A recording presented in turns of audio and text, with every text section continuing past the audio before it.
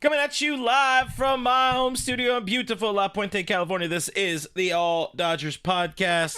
What's going on, Clint Nation? Happy Monday to you, wherever you may be. We got a good show tonight for you lined up. Whatever, I said that in the wrong order, but even so, my friend, Dodgers broadcaster Tim Neverett is joining the show. We'll talk about the 2025 Dodgers and more with him. We also got some updates out of Camelback Ranch before Tim joins us in about 15 minutes or so. We got some Sasaki talk. We got some Andy Pages potential future talk, Hyeseong Kim, and more here on another edition of All Dodgers Live. And let's bring in my guy. That is producer Kevin. Guys, give him the clap. And also follow him at Skinner7 Kevin. Do that. Is that in that order? Why not that order? Just go with it. Be a team player.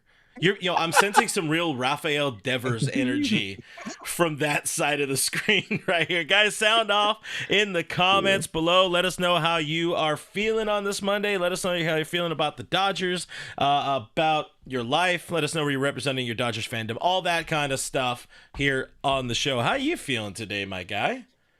I just saw a clean-shaven Paul Goldschmidt, so my night's a little worse. That's being honest. That's a tough look. That is it's a tough look. He needs the beard back. Nobody should ever be clean shaven, in my opinion. If you've ever had a beard, and it's been a good beard, you should never be clean shaven.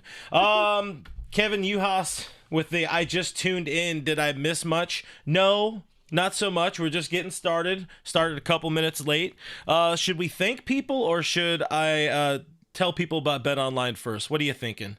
Do Bet Online. Let's get it out of the way. All right, I'm going to tell you guys, we're privileged to get it out of the way. I'm going to tell you guys about Bet Online. It's the world's most trusted betting platform and your number one source for all things online betting in 2025. Whether you're a seasoned fan or a first-time bettor, Bet Online is your ultimate game day companion. They have the largest selection of odds. They have all those odds on the NBA, the college basketball, the hands are flying, NHL, UFC, all that kind of stuff. Bet Online continues to be your number one sports betting source again in 2025. From every three-pointer to every hat trick, BetOnline has you covered with odds, stats, and more from every game, every play, every win.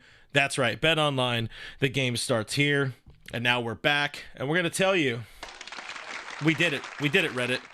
We hit the 10,000 subscriber mark, and well, I guess with that, I'll say cheers to everybody. Apple juice. It's so delicious. We're going to talk more about that later in the show. We got some voicemails and some congratulations. I want to thank a lot of people, of course, who have helped the show grow. Two people in particular, three people really. IB Strokin has helped out a lot just in the chat, being awesome. Diane Schroeder obviously helping a lot with different things. Same with Richie. They always drive us forward to make the show mo better. And here's to the next 10,000 subscribers that don't care. 187 says congrats on 10K. Appreciate you guys. Appreciate everybody who has subscribed. If you are new here to the channel, do hit that subscribe button. It's free. We're trying to get to 15,000 now before opening day. That is a tall order. I want to do it though. Yeah. I think we can do it. Why not? That'd be crazy. But yeah, that'd be cool. I mean, don't get me wrong. I ain't gonna say no. Ain't gonna say no. All right, let's get into some Dodgers talk out of Camelback Ranch, because Dave Roberts might have tipped his hand when it comes to that opening day 26-man roster, and maybe he listens to the All Dodgers podcast, because this was a name that I was saying. But asked today, I mean, he wasn't generally directly asked about any one particular player. It was more so about how do you fit all the pieces of all of this talent together, which is in and of itself a very difficult conversation and a very tough puzzle that this organization needs to figure out over the next about 3.5-4 weeks or so and beyond.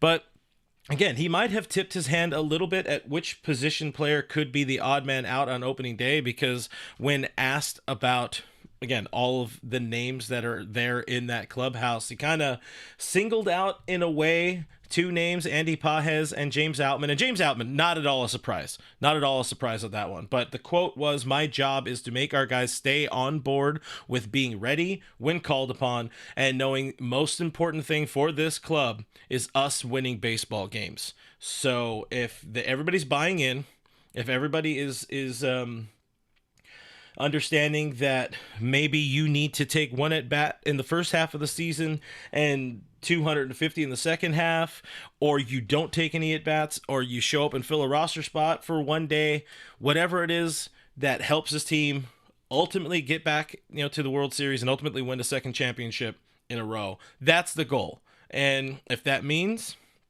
somebody like Andy Pages, who was pretty important on this Dodgers roster down the stretch and into the postseason, if he doesn't get playing time, if he doesn't get a roster spot, that's tough. But he's got to be ready. What do you think about this? And am I reading? Is my doc radar going the right way with that? Like yes and no. I think part of it is these are two guys that have options still. So I think he singled them out because they're the two easiest to maneuver. And, as of right now, Pages profiles best as a platoon bat, despite him still being young enough to, he can develop out of it. I don't think we should necessarily shoehorn him into that role. But, as it stands right now, that's where he's at. I just think part of it is he knows that there's a real roster crunch, and the easiest guys to move are going to be Outman, Pages, and in my opinion, Hyeseong Kim. Those are my pick, and I think those are the three guys that are really going to be battling it out for that final position or that final roster spot. Yeah, at least on the position player side of things, pitching side is also going to be an interesting conversation. That's a whole other can of worms. There's really one player, I guess you could say kind of two, or maybe four players vying for two spots on the opening day roster. If you really want to expand it, but Kike is going to be on that roster. Chris Taylor isn't going anywhere in the amount of time they have left, this spring and all that kind of stuff. They're not going to find a deal. They signed Hyeseong Kim for a reason, and like we said a couple of weeks ago, if he finds a way to play himself off of the opening day roster, then Pages probably gets the nod, and ultimately it's kind of not going to matter what happens with that final roster spot. They're going to get a very minimal amount of playing time, like we saw with Chris Taylor last season, at least especially in the second half. But these are the type of questions we have to kind of I guess soldier through when you're talking about the Dodgers and the sheer amount of talent. I still say it will be Andy Pages, though, because he has options and they want him to play every day. He could be a right fielder or a center fielder of the future for this team. An ace of the future for this team, Roki Sasaki, got off a mound again for the second time since the start of spring training through a second bullpen session. And Dave Roberts telling my buddy D-Mac some things about Roki. He liked what he sees, cleaned up some things between the bullpen sessions. After that first one, Dave said, he's a little bit erratic. We didn't get firsthand look at it, but we don't get that kind of privilege. Secondhand look, though, it looked a lot better. Some of the video we did see out of Camelback Ranch, Dave said more clean and consistent, and Dave kind of attributed it to nerves in his first go round. On I guess you could say kind of a major league mound, even if it is just spring training. You got to figure, man, the nerves that kid had to have going through him after being the biggest headline of the entire offseason. Yeah, I'm writing off that first bullpen session myself.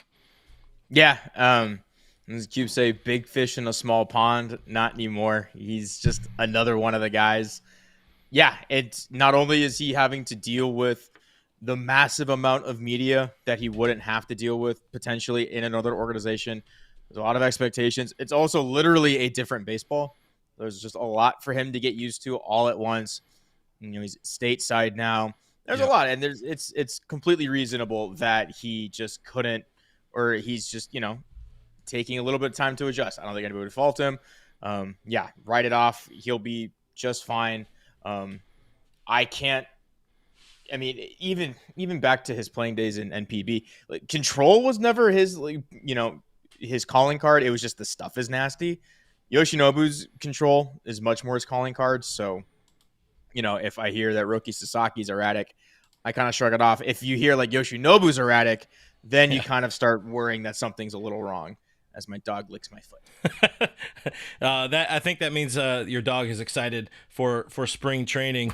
Dave also mentioned Yoshi kind of being being ahead of where he was at this point a year ago, which tells me he's in a better spot. The nerves are a little bit more calmed down and all that kind of stuff. So where we're at talent-wise and where these pitchers are building up. I mean, the good thing for somebody like Roki, he has Shohei Ohtani he can lean on, and Shohei has enough going on in his rehab and his return from injuries. And then the same with Yamamoto. That's somebody, Yama he can lean on, just did it a year ago, did it with a lot of the same sort of fanfare that came with, or that's coming with Sasaki now. Just...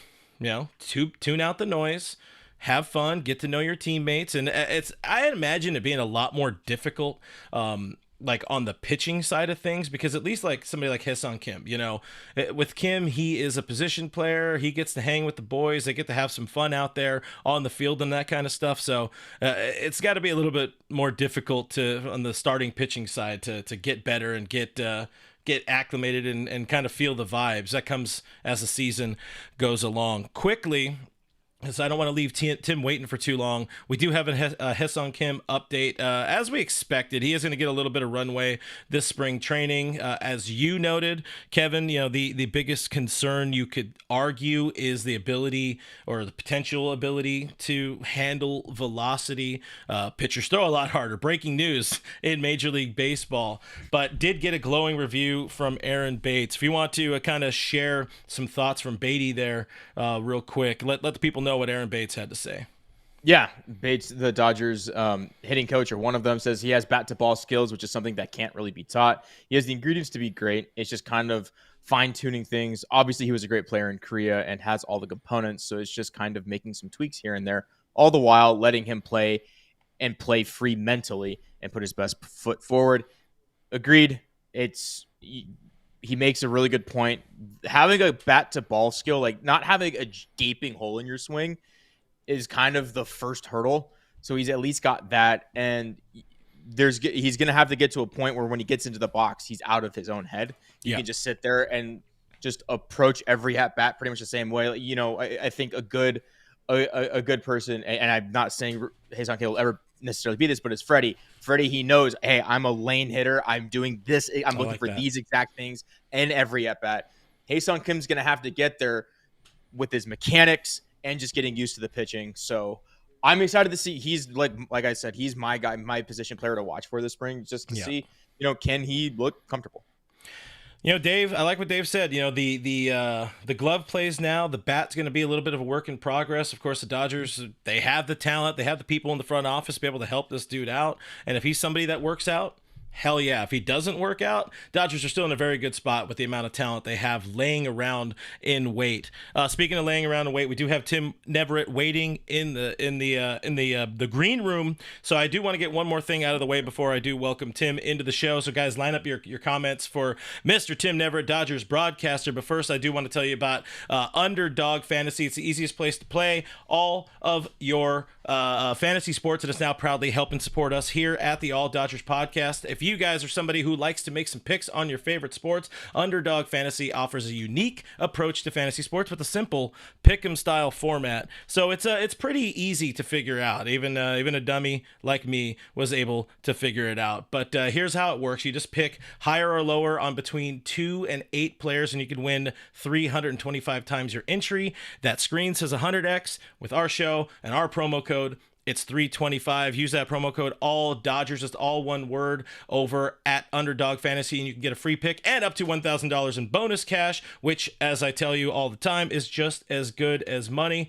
I have our Shohei Ohtani picks lined up here, our 2025 regular season picks. I'm going to set a date, and we are going to pick it together as a family on Discord sometime in the next week or two. So if you want to check that out, join us on Discord. But I will tell you guys, if you want to just help us out, check out UnderdogFantasy.com today. Download the app or click the link in the description below. Use that promo code AllDodgers for your free pick. and up to $1,000 in bonus cash. Those things really help us out. So thank you for hearing me out, and let's get back into it. And let's also welcome my friend. I love this dude. This is one of my favorite people in baseball. That is Mr. Tim Neverett, Dodgers play-by-play man, and he's gearing up. He's gearing up to fly out to Arizona and cover a bunch of spring training games for your defending World Series champion Los Angeles Dodgers. How does it feel to know you're going to be covering a World Series championship team, Tim? Well, we did it in 2021. We were ready for that, and I've done it before elsewhere. So, but this was a really special year last year. The way that everything came together with Ohtani in his first year with the Dodgers, the 50-50 stuff, and I mean everything that happened was just absolutely terrific. Yeah, hell of a season. This is a ball club. Usually, you don't see teams get this much more loaded after winning a World Series. You kind of see them run it back and maybe bring in one or two different players or call up one or two people from the minor leagues to kind of supplement somebody that walked away. But no, you go out there, you get Blake Snell, Roki Sasaki, bring back Teoscar Hernandez, Blake Trinan. It's an insane amount of talent, and I could imagine somebody like you're at that point in your off season and now into your spring training where you're figuring out your storylines, what you want to talk about while broadcasting these games. What are you most looking forward to when you're watching and covering this team this spring? Well, just the storylines that develop during spring training and being able to tell some of the stories about the players anyway. Mm-hmm. I just did this less than a half hour ago with another group nationally, and I had to explain, we were talking about the pitch clock and how that's affected broadcasting. And, after doing games with the pitch clock for a couple of years now, Rick Monday and I have figured out that you better get it in quick and don't start one with 2 outs. So, but you get it. But yeah, I got a bunch of stuff here that I've been preparing. I got this page. I got some more stuff on Kike. All these other. That's all these other things. Those are professional notes you guys just saw right there. You could cheat on Tim Neverett's homework there, Kev. Yeah, there you go. You get a screenshot. You'll see some of these or hear them during the games. I'll give you one. I'll give you one. All right. So you'll hear this one again. Balls in play that are 110 miles per hour plus. Who's had the most since 2023? Oh, Kevin, this seems like your kind of thing. It's Shohei. Yeah. Shohei with 115. Stanton's got next, but how many do you think Stanton has? He doesn't hit the ball that often, so he gets like 40 home runs. So I don't know, he's at like 85. No, 104. That's pretty close. Give him a little credit. Give the former MVP a little credit. You got to remember though, he hits the ball really hard, but doesn't always have the launch angle. So he's hitting the ball, but they're loud outs. Yeah. So see, this is a research packet that we have. See how thick this is? Ooh. And I get this bound, and we'll get stuff on everybody in here. You can see I've actually been reading it. So doing his homework. So all that stuff's going to be ready to go, and hopefully you're going to join Rick and me on Thursday. Kirsten will be with us as well. As you know, we do most of our games on both radio and TV. So it's not a true radio call. It's not a true TV call, but it's kind of in the middle. So we're going to have that starting up again on Thursday at noon. High noon, West Coast time. The simulcast SNLA and AM 570 LA Sports Radio. God, it feels good to know that baseball is back. It was a short off season, but it could have got here quicker to get back into spring training. Tim, big storyline we're watching this off season, and usually every time I have you on to talk baseball with me, we got to talk about a fellow by the name of MLB 50, Mookie Betts. He's moving to shortstop full time in 2025, or at least that's the hope. That's the plan. Look, man, this is a dude who is an athlete. We know he can. You throw him in a beer rec league, he's going to be the best player out there. He's probably the best player out in the big leagues. But there better be. Yeah, but he's also one of those dudes where this is a situation where it feels.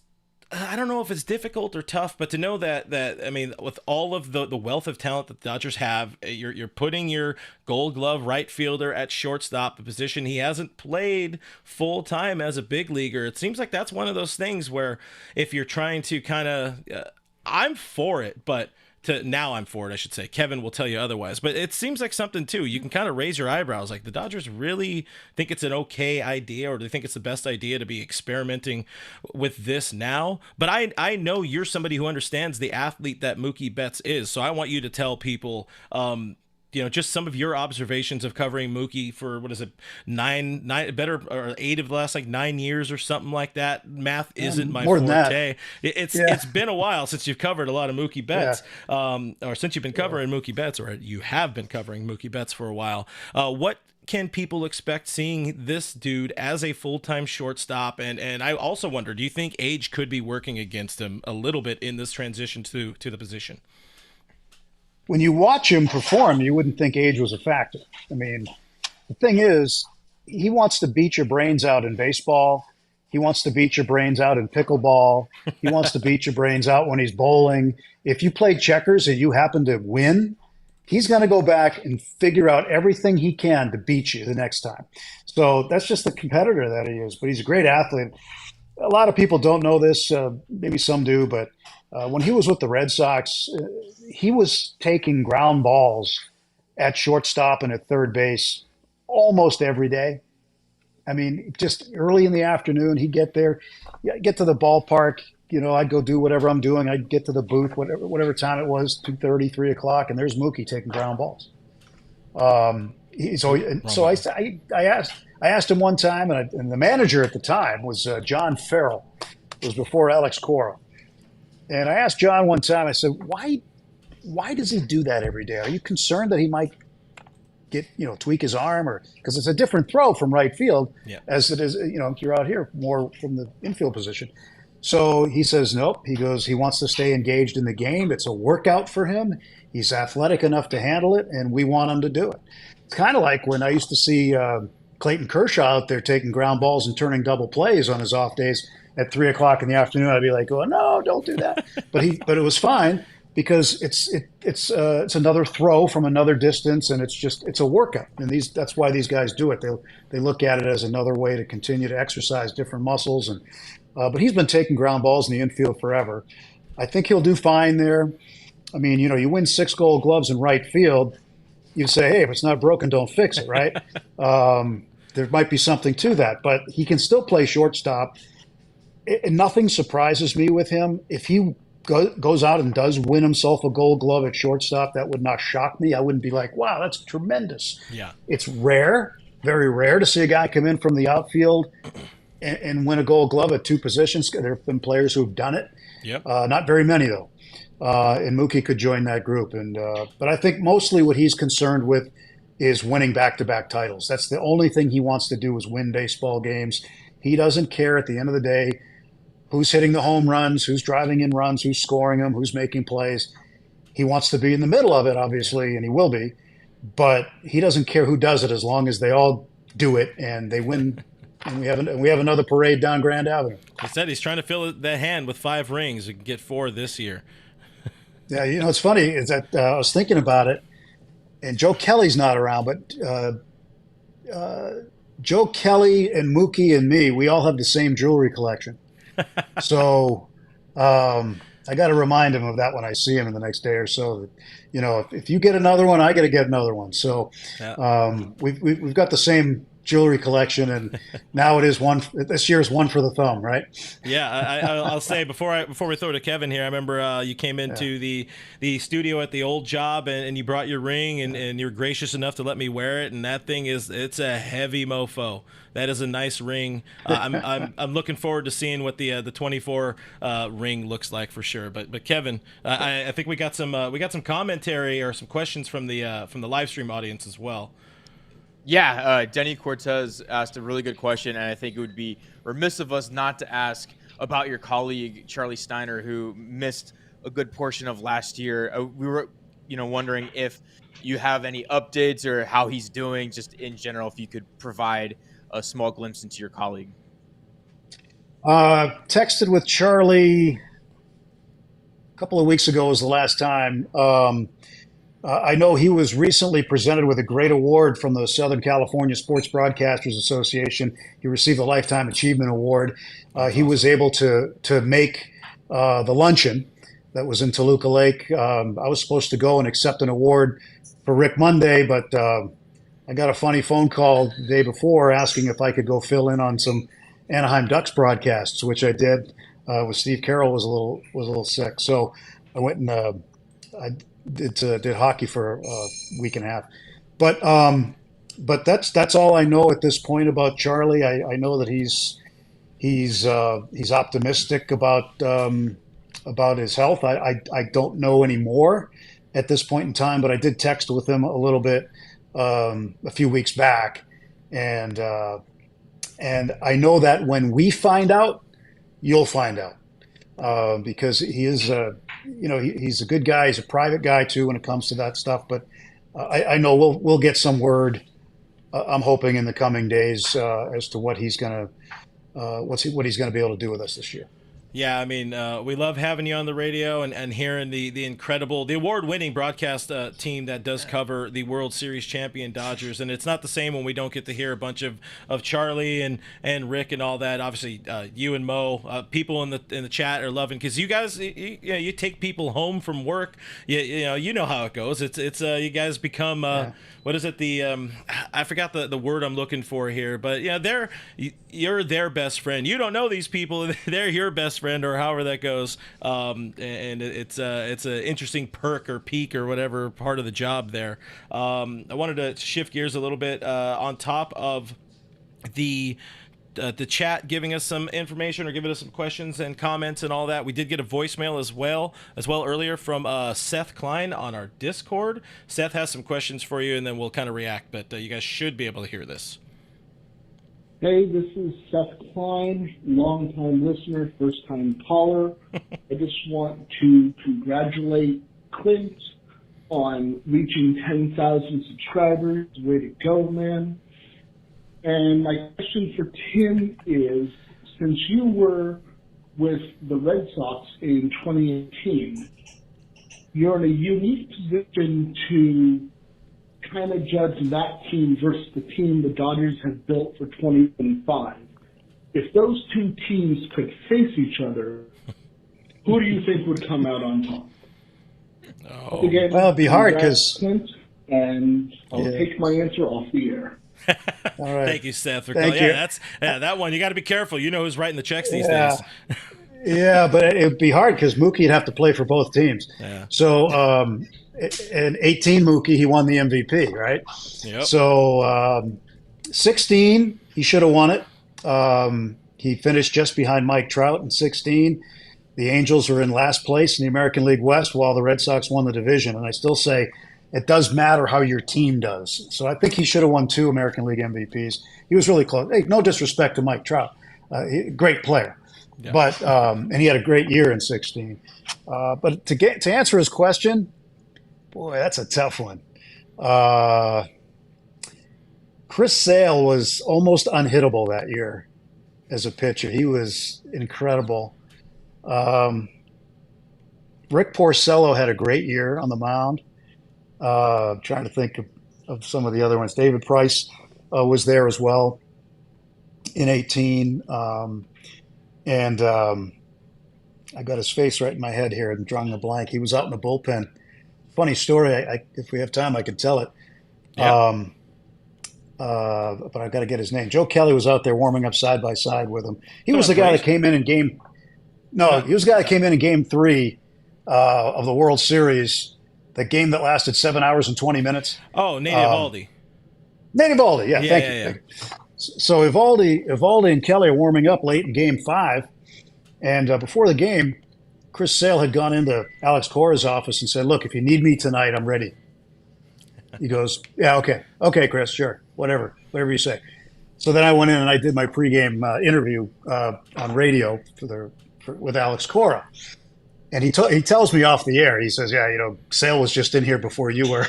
He goes, he said he'll come out of the bullpen if we need him tonight. He goes, we got a Hall of Famer out there, and Craig Kimbrell is pretty good. Like, yeah, I get that. So sure enough, you go to the 9th inning, and you got Kelly warming up next to Nate Eovaldi.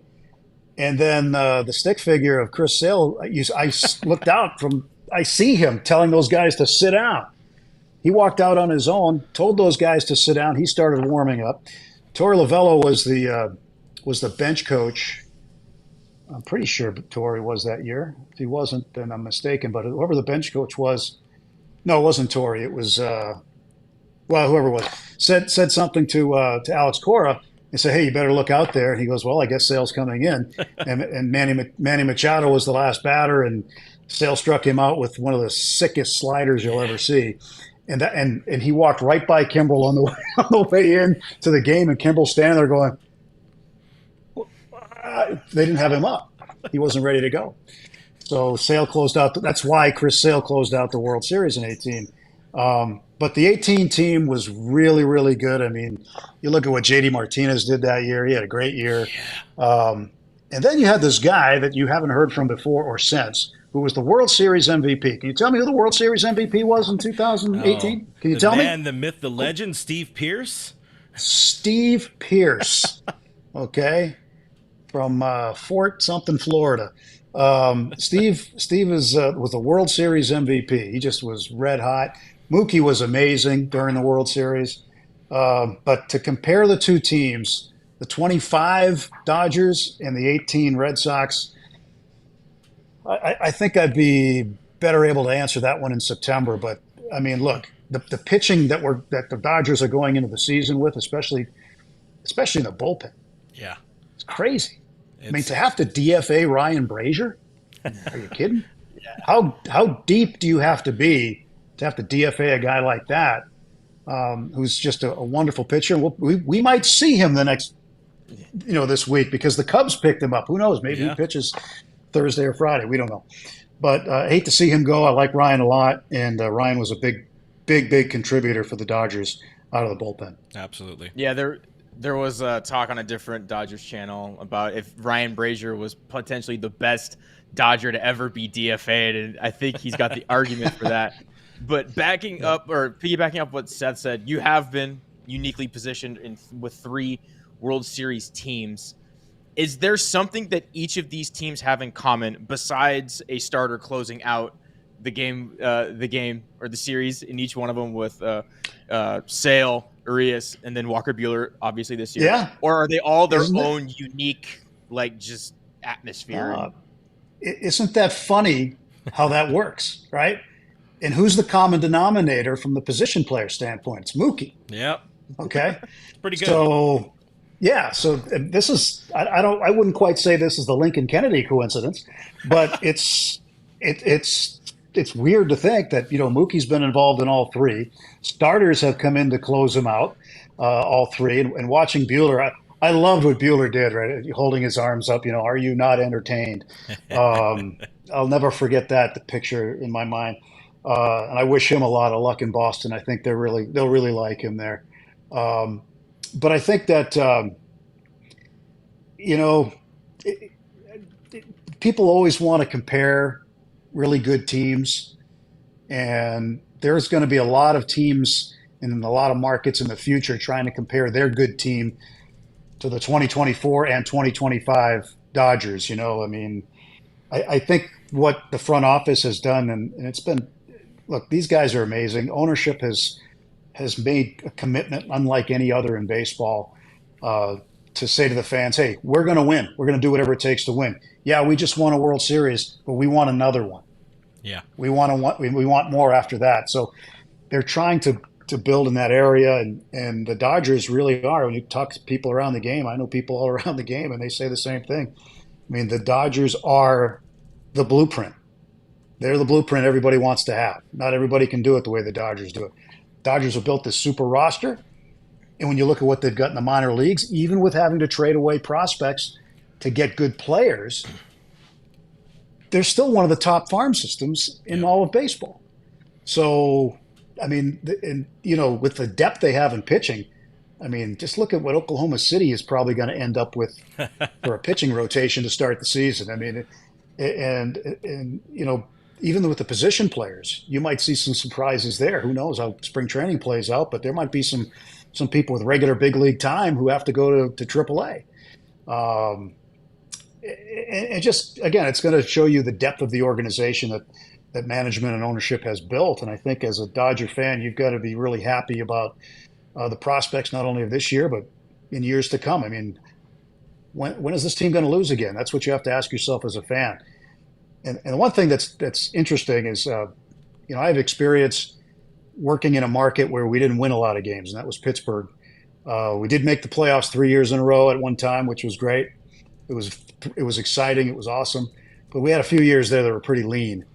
So I've seen what life is like on the other side of the tracks. I get it. It's just not easy, and everybody around baseball wants their team to win, and I don't blame them. I mean, like Cincinnati this year, right? They got Terry Francona at the helm. Yep. So that's breathed a ton of life into that organization. They're thinking about winning the Central Division now, and they might be able to. But right now, everybody in baseball has the same record. And, once you get to the trading deadline, you know who the pretenders and the contenders are. And then after that, you know who's who. So the people who are going to fight have identified themselves at that point in time. So, when you make that sprint from here to the All-Star break, you really get a really good idea of what's happening around the game and, what surprises there will be. The Dodgers probably won't have any surprises. I mean, people expect them to be really good. And as long as Ohtani is a Dodger, and as long as Mookie Betts and Freddie Freeman are Dodgers, this team is going to be really, really good. And that's just the name of the game. And you guys are wearing the right kind of hats to support it.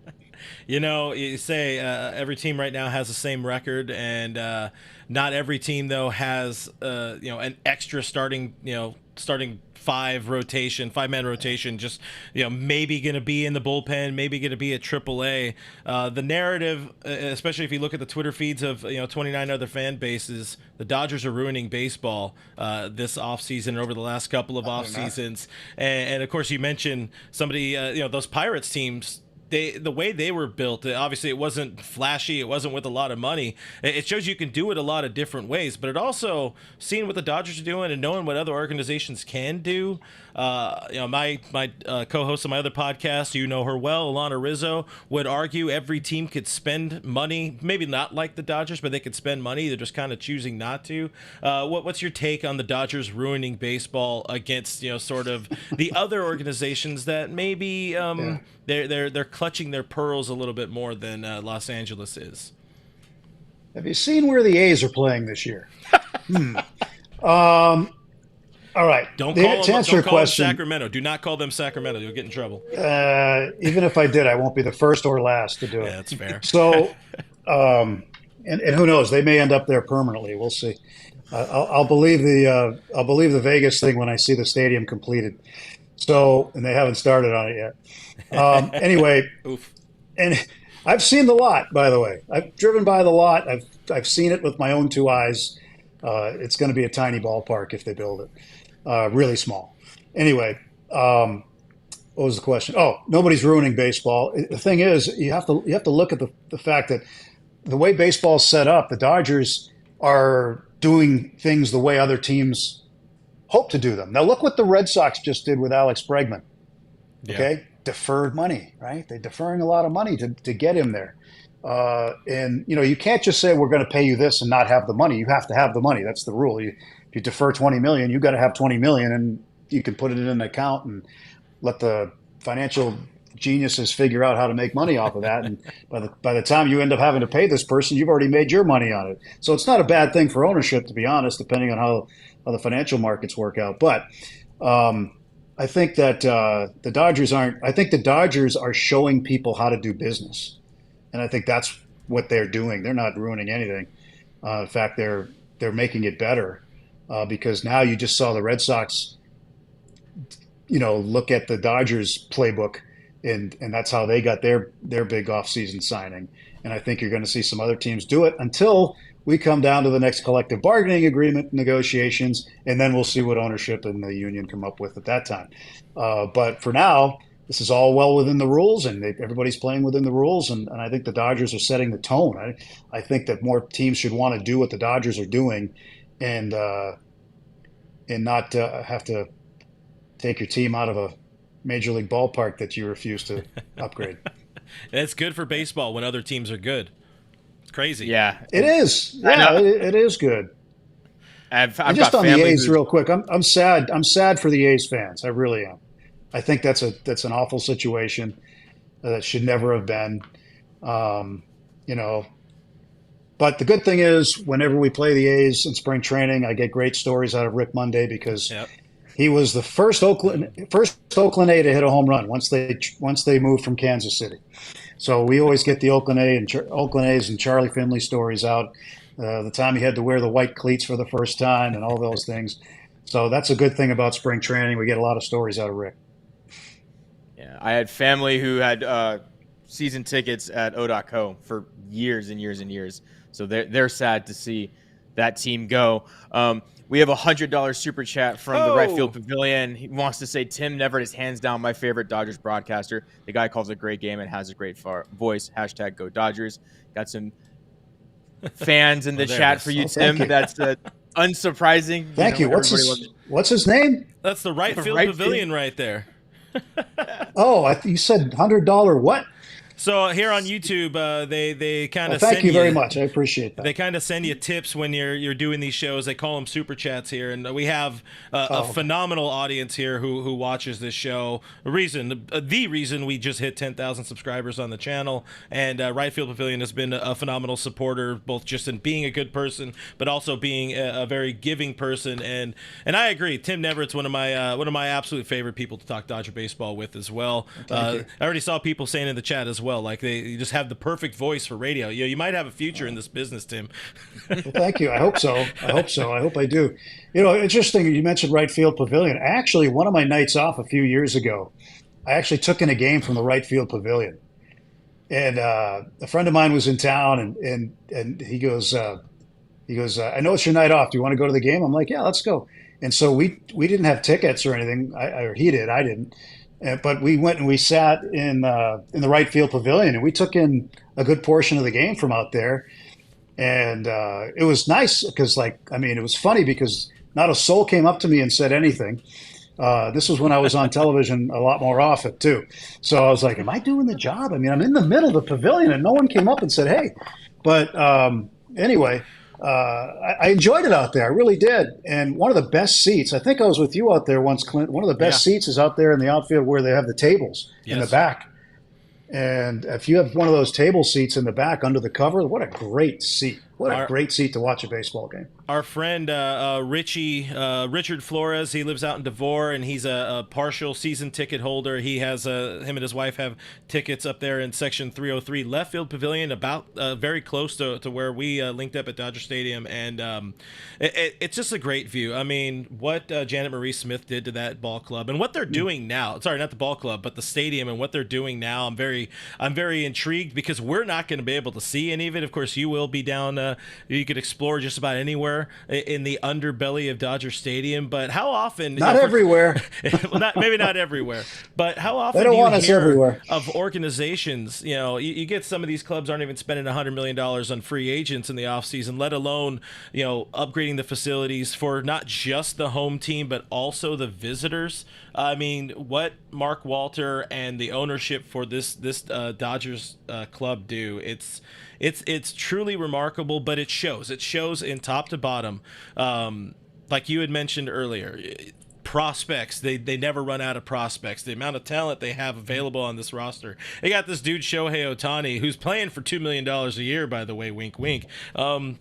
It's a beautiful time to be a Dodger fan, especially after about 12 years ago, whatever it was, coming out of the McCourt era. Just it was not the same vibes and the same feeling. There's very I'm going all over the place with this, but go out, enjoy the game, enjoy the ballpark, guys. I will tell you that. And if you see Tim, don't be afraid. He won't bite. Go up and say hi. No, I'm friendly. He's friendly. He's a friendly guy. Yeah, just on some of the renovations they've done, as you mentioned, you may not see them if you're a fan, but I know they've been working hard day and night to get everything ready for the first games there against the Tigers. Actually, no, but the Freeway Series, first game with the Angels. But it's a lot of it's going to be underneath, and a lot of things that they were able to do, you might notice, or maybe not. If you watch the telecast, they recabled everything. So the TV cables, there's power, there's all kinds of things that are underneath now that are brand new, that are going to help out, and especially with all of the extra TV coverage that is there. Yeah. So when you think things that fans never think about, when you go to the ballpark, like an older stadium like that, they used to have to run cables, like these long cables from where the TV trucks are in Lot B. Now they've got those cables they're pre-run underground. So now you can just like connect them up, and it takes, a fraction of the time it used to, and they're all brand new. And so, they did a lot of things to upgrade the stadium that you might not see with your eyes. But all the stuff underneath for the players is important. And that's one thing about what they're doing with all the extra stuff with the Dodgers underneath, is that free agents are going to see this stuff, and they're going to go, that's where I want to play. Look what they've done. Look at the facilities they have. That's what I want to be able to take advantage of.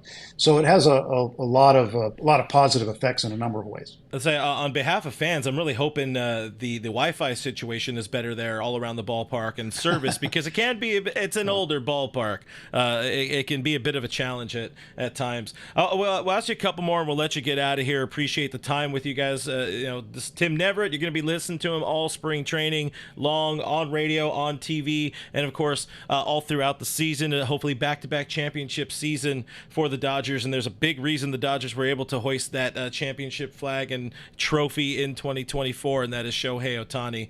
My God, is this dude? I don't even know if it's as advertised, because it feels to me like he's better than advertised. What was the most impressive thing about Shohei Ohtani to you in his first season?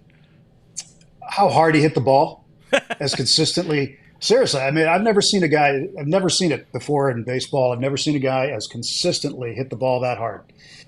Even a lot of his outs were screamers. The day that September afternoon in Miami that we had on that Thursday, when he achieved 50-50, never seen anything like that. Never. And, Rick Monday, who was in the radio booth with me that afternoon, he was in the Cubs dugout as a player back in whatever year it was when Rennie Stennett of the Pirates went 7 for 7. And, Shohei only went 6 for 6, right? But I asked Rick during the broadcast. I said, you saw the Rennie Stennett 7 for 7. I said, what was better? He goes, this one by far. He said 3 home runs, 10 runs batted in, plus the stolen bases. Never seen a guy do that. Never seen a guy do that ever. And we may not again, right? Yeah. We may not see this again. It was baseball history. And to see what he did on that day, and it also clinched a playoff spot. And so if you remember, the Dodgers had a champagne toast. Oh, yeah. Where he was kind of, right afterward, he was sort of the centerpiece of it, because he did something no other major league player had ever done. They were going to have the champagne toast just for clinching the playoffs. It would have taken a monster effort to get to 50-50 that day, and we got it. We saw it with our own eyes. And to be able to see that and to translate that to the radio audience through my eyes and ears. I was honored to be able to have the opportunity to do that, and to remember everything about it is something. And we may never see a moment like that ever again in the game, because he's pitching this year. Yeah. I'd be surprised if he ran the bases as much. I'd be surprised if he played as often. I wouldn't be surprised if they gave him a day off here and there after a start. Once in a while, he might need one. And, you throw Will Smith in there as the DH. That doesn't hurt either. Or somebody else. You just go up and down the roster. If somebody wants to get a day off their feet, Teoscar Hernandez or whatever. Yeah. There's a lot of options you have if you're Dave Roberts, who's done a masterful job, I think, in managing. It's not easy to manage. You say, just roll the ball out and let them play. No, it's not that easy. It's not easy to manage a good team that has injury issues. And to think of the things that he had to do to handle the pitching staff and all kinds of things, to get through last season, coming down to the brink of elimination and fighting through that, and then taking off, beating the Mets after the Padres and then beating the Yankees. Really a wonderful year for Dave, who, for people who get down on him every time the Dodgers lose, remember, Tommy Lasorda said it, you're going to lose 50. You might even lose 60, but you're going to lose 50. Just know that when the season begins, you're going to lose at least 50 games. Okay, you're going to win 50, but it's what you do with the rest of them after that. But whenever he'd lose a game, and people get all over Dave. But look, if you know the man, if you know his background, if you have a chance to look him in the eye and talk to him about some decisions that he makes, it's baseball. If he puts a relief pitcher in who's been pitching really well, and somebody gets a hit off him to win a game, okay, don't go after the manager. It's not his fault. It's baseball. It's the way the game is.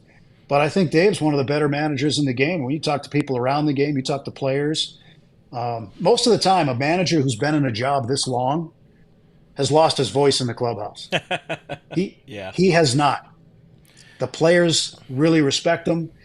He's a player's manager, and he does a great job. And personally, I love working with the guy. I think that he's great. Both, and at times I talk to him in private, get some information, and from my own background, he's always been forthcoming and a guy that's great to be around. And I wish him the best of luck. I hope that he goes to the Hall of Fame as a manager. I really do, because he's getting closer if he's not there already. Yeah, I mean, two titles, the winningest manager percentage-wise in Dodgers history, baseball history, MLB I think. history. Yeah, MLB history by percentage. Yeah, they say you should win a race if you get handed the keys to a Lamborghini, but you also got to know how to drive. And Dave has, just over the course of his managerial career, the leaps and bounds he's made in some decisions. And it's funny, I had that conversation with him a couple weeks ago, Tim, saying like how I approached it carefully. It's like, how stupid is baseball, where you can make the same exact move 3 times and each one will have 3 different outcomes. And exactly. And if it works, all right, he did his job. If it doesn't work, what the hell was the manager thinking? Why does this guy have a job? It's a tough gig, and even if we don't want to talk about it because we don't need to go back to 2024. They won, but if things didn't work out and people were calling for his head, find me somebody better to run the Los Angeles Dodgers than Dave Roberts. That's a good point. Okay, what's your plan B? Yeah. You can just want who's somebody better? Else. Yeah, it's not going to be Mike who's Scioscia. better? He's been out of baseball for 5 or 6 years. Dodger fans would love to say Mike Scioscia or whatever. No, it's all. It should be Dave. This is his team, and hopefully they get that extension worked out soon, because he deserves to be here as absolutely long as he can, man, or as long as he wants, I should say. And he really gets it too. Like, he gets all about being a manager in terms of his responsibilities, talking to the media twice a day. Mm-hmm. He knows the media is the conduit to the fans and gets the message out. He understands the public relations and community relations side of things very, very well, and he's genuine with it. Yeah. I've seen him a million times with different kinds of people who have come, sponsors, fans, kids, whoever. Who have been brought to meet him or are involved in some group or whatever. And he's taken countless photos with kids and shaking hands with sponsors, whatever it is. He gets it. He understands what the responsibility is in that position. It's not just, okay, it's exchange the lineup card, let's go. Yeah. There's working with people. It's dealing with your bench coach. It's dealing with your face coaches. It's dealing with your pitching coach. It's being in constant contact and communication. And this guy communicates, better than most. So I wish him a lot of luck. I'm looking forward to seeing him tomorrow. And, I'll tell him that I told a bunch of lies about him today, but no, but Sarah, everything I said is the truth. And I'm glad Shohei finally got him a Porsche. I don't know if you saw the video. That was a nice look right there. I was surprised Dave was able to still get down there on that little shorty. Because I would have fell back and ate shit. That's a bona fide fact. I don't know. That would have been a tough one to use your legs and scoot around the parking lot with. That would have been a tough one. But but they can do that with him. They can play jokes on the manager, and he's good natured about it. So yeah, and I mean, it also helps when you're coming off a World Series win. You feel a lot better. We have Everybody's in a good mood when you win a World Series. Yeah, and this is a club you're going to see. I'm sure you've already seen it online on Twitter and all that. I mean, this is a club that they're having fun. They're already having fun. So you get to see the vibes, you see the energy, and spring training. Early in spring training, it's good times out there at Camelback before it becomes a job. You got a couple of days there.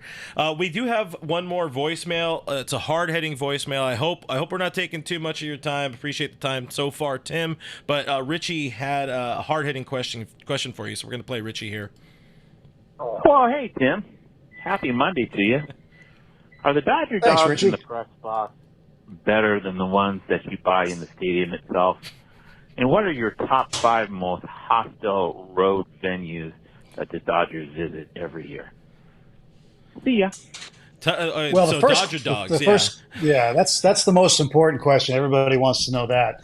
They're good everywhere, okay? But the thing about the Dodger dogs, and I don't get the chance to, because they're available to us in the 6th inning. I think they come out.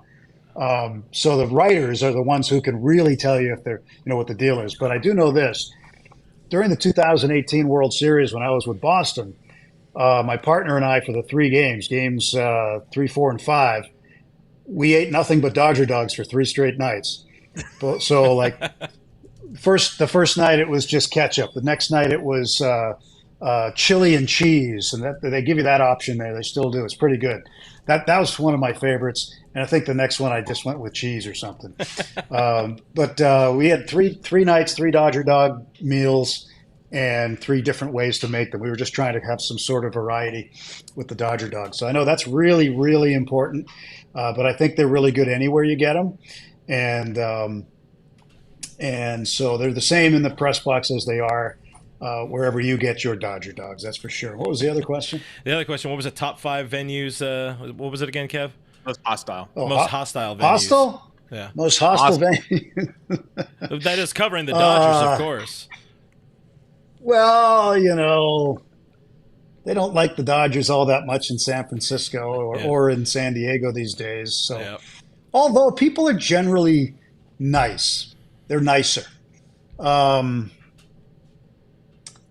I don't know. Philadelphia can be kind of mean. I'm trying to. Oh, I know. I got one good one. There was a guy in New York one time at Citi Field. The first year that Citi Field opened up, they screwed up the radio booth and the construction of it. So you had to stand up. You couldn't sit down in there, otherwise you'd be looking straight at a wall. It was a real big mess. So he's standing up, and there was this guy who was pretty big. He was like a human eclipse. He was sitting in front of home plate. I couldn't see the home plate circle at all, or even some of the grass, like halfway from the mound up. So we had to kindly ask him to just move over a section. And throughout that entire game, every time we went to commercial break, he'd see me take my headset off. He'd look up there, and he'd be threatening me with a fist, and he'd be calling me some very interesting names. Yeah, New York's always fun. New York can be a fun place, but even going up to San Francisco, it's not that bad. I mean, I think people they respect the rivalry, and San Diego they respect the rivalry. People will yell at you. People have yelled at me on social media from San Diego, which is so what. But generally, we're treated pretty fairly on the road. Nice. Well, we have one final question, and it wouldn't be a true show unless we put you on the spot. The Dodgers broke their regular season wins record back in 2022 with 111 wins. Not can they break that record, will they break the 111 win record this year in 2025? These are very dangerous questions. This one I was very specific. We got to set you up. I learned this, and I'll tell you why it's a dangerous question. I learned this from Clint Hurdle. Remember the old manager, Clint Hurdle? Clint was with the Pirates, and I remember being in his office one spring training for the media scrum. He used to have his media scrum in his office down in Bradenton, Florida. And somebody asked him a question and said, "How many wins do you think it will take to win the division this year?" And he said, us or any team? And someone said, any team. What's it going to take for somebody to win the Central this year? And he goes, well, it's probably going to take 95 wins. So the next day, every headline was Hurdle says Pirates are going to win 95. And so he and I had some private conversations about that because he was less than pleased. And he goes, you were right there. You heard what I said. I said, yeah, I did. You didn't say the Pirates were going to win 95, but what can you do? You got misquoted in your own biography. What are you going to do? So anyway, so I have said that I'm never going to do that. I'm never going to do the preseason ones. That being said, like I said before, or somebody asked me earlier today, because I guess they've got it at 105.5 in Vegas right now, as far as the over. I said, whatever this team does, if they go over 105.5, if they reach 111, go over that, it's not going to surprise me. Yeah, that's what I'll tell you. It's a good team, and that's a good answer right there. That's a professional answer. It's a very good team. My God, there's so much talent. Professional. And hey, you know what? Just got to stay healthy. Everybody's got to stay healthy, including you, my friend Tim Neverett. We have one more comment from Dong Kim on the chat. Says, please let Tim know he created the coolest line for Muncie home runs. Maxwell swinging the silver hammer, and we're hoping Maxwell's dropping a few more silver hammers on baseballs this year. But Tim, we appreciate the time. Looking forward to seeing you out there at some point. Myself and Alana will be out there in about 3 weeks, I think it is. So if you're still out there, let's connect and talk more Dodger baseball. But again, man, appreciate you. Yeah, thanks. She knows where we all stay out there, so she'll know where we are. Yeah. And she's done it herself with the Dodgers. She already knows the drill. Oh, I'm going to be following her. I'm taking advantage of her access for sure. Yeah, she knows where to go down there. She's pretty familiar with Arizona and Glendale and all that. So anyway, but yeah, look forward to seeing you guys out there at any time I can help and talk to your audience. I'm happy to do it. Yeah, well, we'll get you on more often, so we don't need to have you, eat up, 50 minutes of your time or whatever it was. But again, guys, that is Tim Neverett. Make sure you're listening to him on Sportsnet LA, on AM 570 all spring long and throughout the Dodger season. Tim, thanks again. We'll see you. Thanks. We'll see you guys all Thursday at high noon. Make sure you're there. All right. Excited. Again, that was Tim Neverett, everybody. We appreciate him. He is one of the best, absolutely. Just a good baseball dude. Love talking to him whenever I get a chance. So thanks for everybody hanging out with us in the chat so far. We're not done.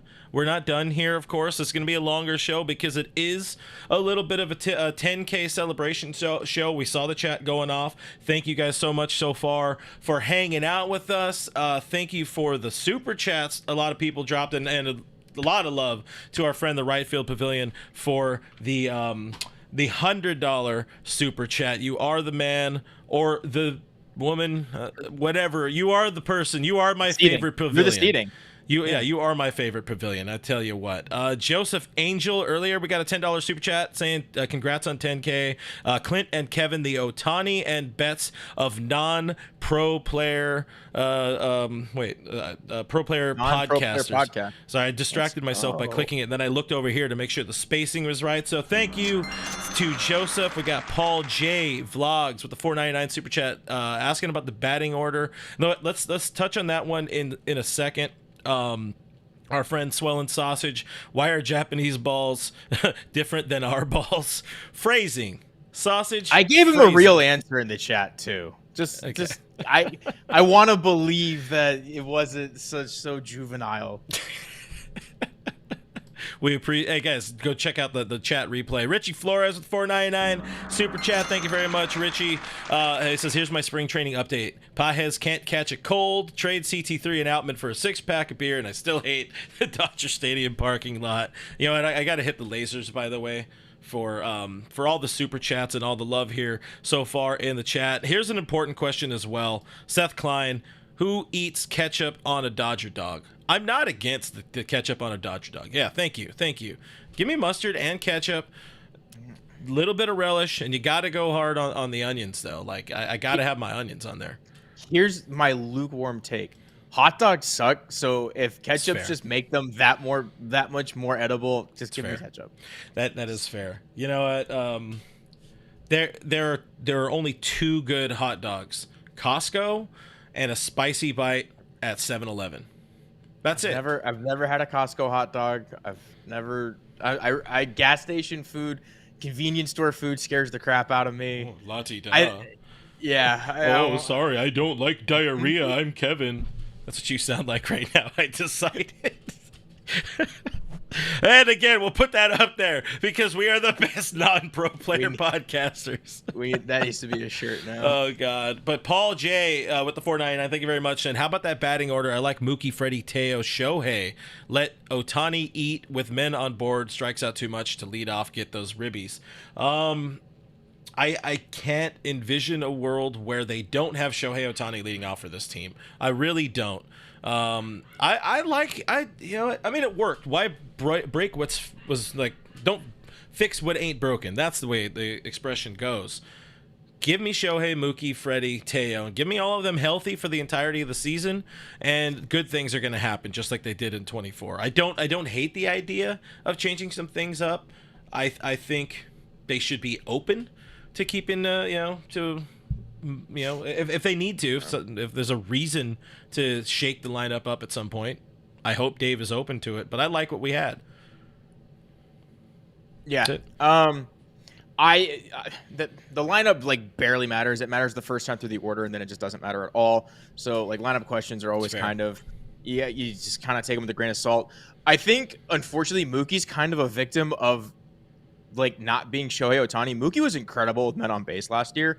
So Shohei setting up for Mookie was a recipe for success. That's part of the reason they did so well. I think the only reason to move Shohei out of the leadoff spot is if they don't envision him stealing many more bags. If they're just saying, hey, you're not running as much. But that being said, I just let your best player hit the most and just let it go from there. And your two best players are Shohei Ohtani and Mookie Betts. So those guys should just be at the top of the order. That's just my opinion. There's one factor where I can see Shohei batting leadoff working against him, and I will say I have not didn't watch enough Angels games to know how it worked out for them, because I know he did lead off, at times for the Angels. But if it's a game where he's starting, how does that work? How does that look? What happens if he has he labors in the first inning and then has to go out there and lead off? This feels like a tough situation that could be easily avoided if he's hitting second or third. Give me 1 second. What's funny is when they just signed him, I once upon a time I had these stats loaded up. Well, while you're finding it, let me do this. We got $10 from our friend Kevin Uhas. Where do we put Kevin Biggio in the lineup?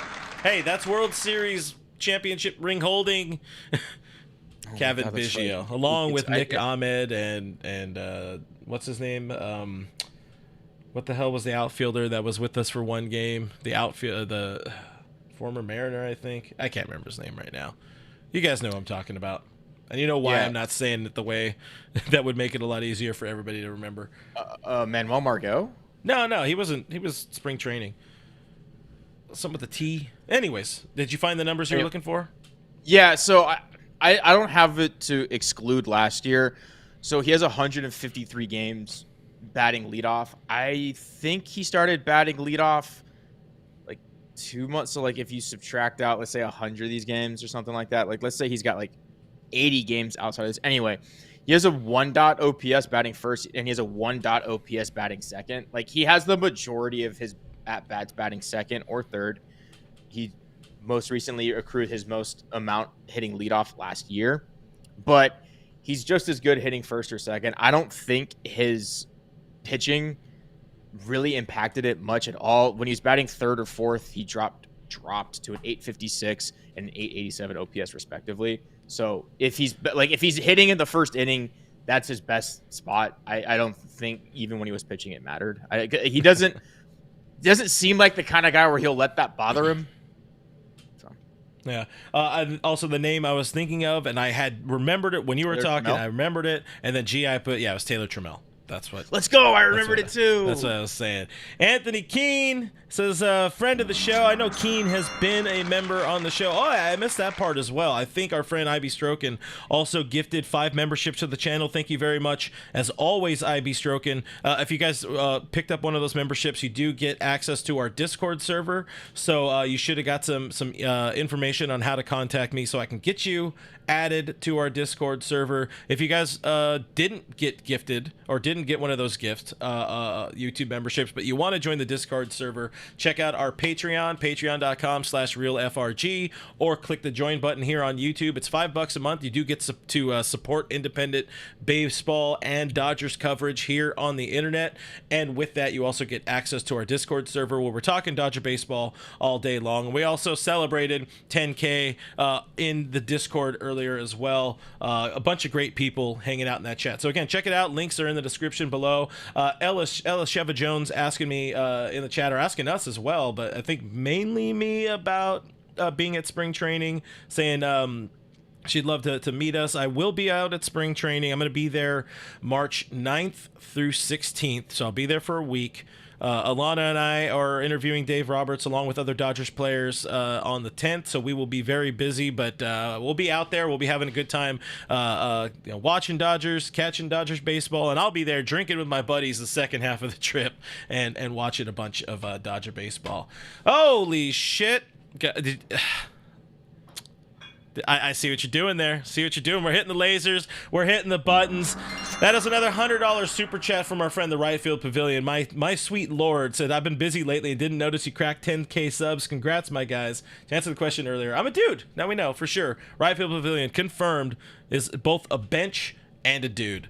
But cheers. I love it. And it says RFP dropping bombs. That's a fantastic little short moniker, RFP. I really got to get myself a shot glass. I'm gonna do it. By the way, all Dodgers merch. Dodgers one you can use. All Dodgers merch coming at some point. I have ordered stickers and I've ordered myself a test koozie coming soon. Everybody loves a koozie. Our friend Noah Ortega, also $1.99 super chat. Thank you very much, Noah. We're gonna hear from Noah in just a second as well. We've got a couple voicemails before we do get out of here. It says, "Let's respect Biggio. He has more rings than Mike Trout." Ouch. New That's right rough. Fielder, Mike Trout. Yeah, I was gonna say he also probably played right field more than Mike Trout. Our buddy Scotty G, Gritty Scott in the chat. What's going on, Scott? Good to see you, buddy. As always, want to talk Dodger baseball with Scott as well. One of our good friends here on the YouTube machine. Make sure you guys go follow him on the internet as well. You know where he lives. But let's go ahead and fire off a couple voicemails before we get out of here. We do have some thoughts and some love from Noah and from Richie for the channel, for all of us together hitting 10,000 subscribers. So here is what Noah had to say about the occasion. Well, what up, guys? It's Noah, as you know. And I got nothing much to say, guys. Just here to let you guys know to make sure to join us on Discord and the Patreon page. We're having such a great time.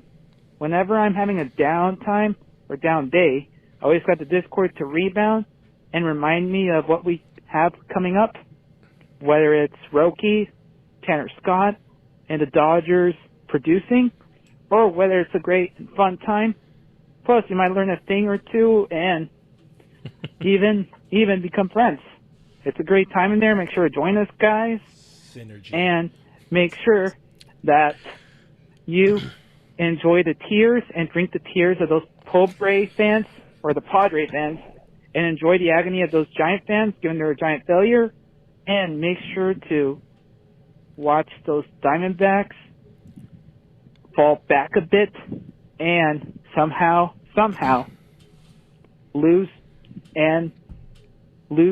very badly and have Corbin Burns give us a lot of home runs given all the power we have.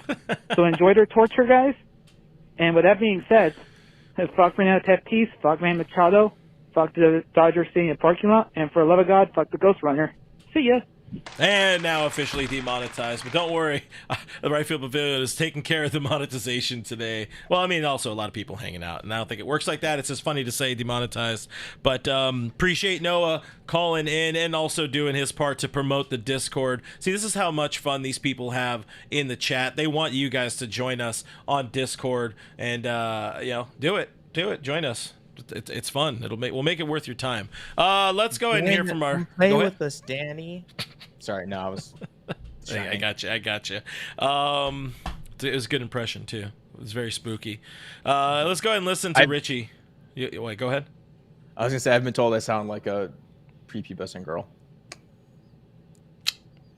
It's good to know you got my voicemails. Here's Richie with some love and some thoughts on the voicemail hotline. Well, 10,000 slugs. Wow. That's a lot of Mexicans, Clint. You realize that's enough to film a Pancho Villa movie. That's right. We're all different. When all the other kids growing up were watching Batman and Robin, we were all watching Pato Man and Ruben. That's a cool achievement. I'm proud of you, brother. From the Dodger Stadium parking lot to Kevin's Kitchen to Denny on the 215 freeway, I can't tell you how many times I was streaming the podcast in my ear pods, still out there working in the city of industry, checking rodent bait stations and clearing traps. You know how many dead rats I have pulled out of bait stations just listening to you and Kevin? But it's a beautiful thing, my brother. And I know that you credit all the listeners for making this possible, but if it wasn't for Clint, there wouldn't be a station for us to listen to. So, fuck the Dodger Stadium parking lot, fuck Manny Machado, fuck the Padres, fuck Tatis, and for the love of God, fuck the Ghost Runner. Congratulations, Clint. We're only getting started. Now we start working on 20. See ya. Yeah, I gotta tell you, that is a jarring juxtaposition right there. Yes. Going for it. You guys are great. Love everything about you. Fuck Manny Machado. Fuck the Dodger Stadium parking lot. All the things like that and all that. Yeah. There was a lot going on there from our friend Richie out in Devore, living in the man cave and killing your rats one rat at a time. Cole, I love Cole's idea. He says we need to establish a swear jar for this place. I'm gonna have to look into that. It might be super. I don't know. You could say whatever you want as long as you're on the Discord. Yeah, channel members, you can say whatever you want. Yes, sir. All right, I think that's about time to get out of here. We're at about an hour 20-ish. Big thanks to our friend Tim Neverett for joining the show. Gonna catch up with him out at spring training as well. Maybe we'll have a quick one-on-one in the flesh interview or something like that, or we might just talk Dodger baseball. But anyways, let me go ahead and wrap it up now. I will say voicemail hotline. If you can call in, you see it at the bottom here. Call in if you want to be featured in a future show. I'm trying to make it, or if we do get enough voicemails, a certain way, I'm gonna have it as a standalone. We're gonna have it as a standalone video where we could just kind of listen and talk a little bit and get more content in and out there. So ask your questions, share your comments about the team, be smart, definitely be funny, spark some conversation in the chat to be featured on the show. There's that number, 562-373-4095. But with all that said, thank you for watching, thank you for listening, thank you for all the great questions, the comments, engaging with the chat and with each other in the show. Huge thanks for the super chats as well, and a huge thanks to Tim Neverett for joining, as already said. Another big shout out to our channel members and Patreon supporters for helping make the show be a thing. You already know all the things. Click the links and you make that happen. Shout out to the mods for doing a kick-ass job. All Dodgers is presented by Bet Online. That is producer Kevin. Give him a follow at Skinner7Kevin on the X, Twitter if you're nasty, whatever you want to call it. I'm Real FRG on all the social media things. Hit me up on Grindr. That's about it. We'll see you on the next one. Hopefully we earned a sub on the way out on the road to 20K. Bye.